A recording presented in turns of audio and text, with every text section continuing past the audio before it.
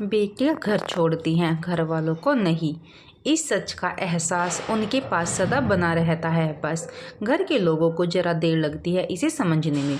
खिड़की के पास खड़ी सिमरन सोच रही थी, भाई दूज आने वाली है, पर इस बार न तो माँ ने फ़ोन करके भैया के आने की बात कही और न ही मुझे आने को बोला। ऐसा कैसे हो सकता है? हे भगवान, बस ठीक हो सब कुछ।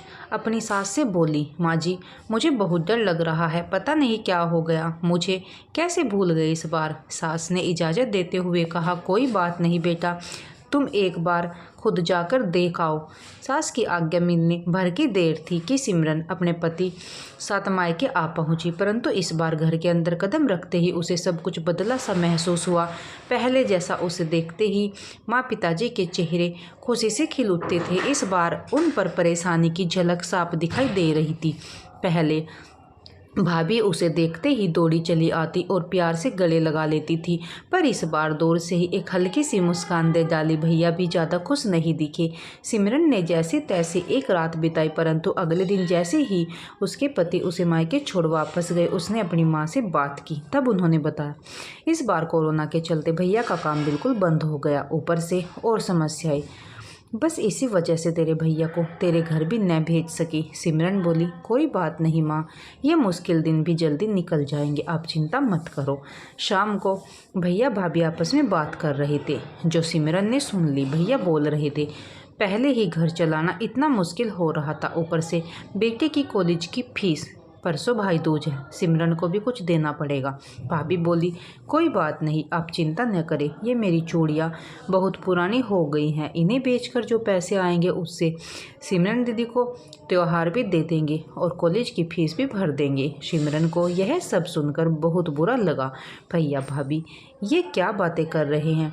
क्या मैं यहाँ उनको तंग करके कुछ लेने के लिए ही आती हूँ? वह अपने कमरे में आ गई। तभी उसे याद आया कि शादी से कुछ समय पहले जब वह नौकरी करती थी तो उसने बड़े शौक से अपनी पहली तनख्वाह लाकर पापा को दी थी। तब पापा ने कहा था, ये पैसे अपने पास ही रख ले बेटा, मुश्किल वक्त में काम आएंगे। इसके बाद वह हर महीने अपनी सारी तनख्वाह बैंक में जमा करवाती रही। शादी के बाद जब भी मायके आई तो माँ ने उसे पैसे निकलवाने को कहा, पर सिमरन हर बार कह देती कि अभी मुझे ज़रूरत नहीं।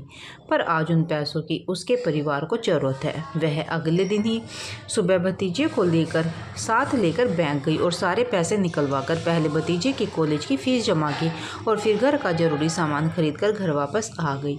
अगले दिन जब भैया का टीका किया तो भैया ने भरी आंखों से उसके हाथ 100 का नोट रखा। सिमरन मना करने लगी तो भैया बोले, ये तो शगुन है पगली, मना मत करना। सिमरन बोली, भैया बेटियां माई के शगुन के नाम पर कुछ लेने नहीं बल्कि अपने माँ बाप की अच्छी सेहत की कामना करने। भैया भाभी को माँ बाप की सेवा करते देख ढेरों दुआएं देने और बड़े होते भतीजे भतीजों की नज़र उतारने आती है। जितनी बार मायके की दहलीज पार करती है, ईश्वर से उस दहलीज की सलामती की दुआएं मांगती है।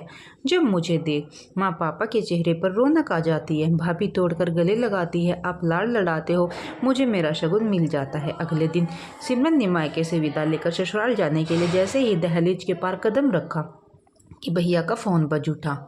उन्हें अपने व्यापार के लिए बहुत बड़ा ऑर्डर मिला था। वे सोचने लगे, सचमुच बहन बेटियां मायके कुछ लेने नहीं बल्कि अपनी बेशकीमती दुआएं देने आती हैं। जब वे घर की दहलीज पार कर अंदर आती हैं तो बरकत भी अपने आप भीतर चली आती है। हर बहन बेटी के दिल की तमन्ना होती है कि उसका मायका हमेशा खुशहाल रहे और तरक्की करे।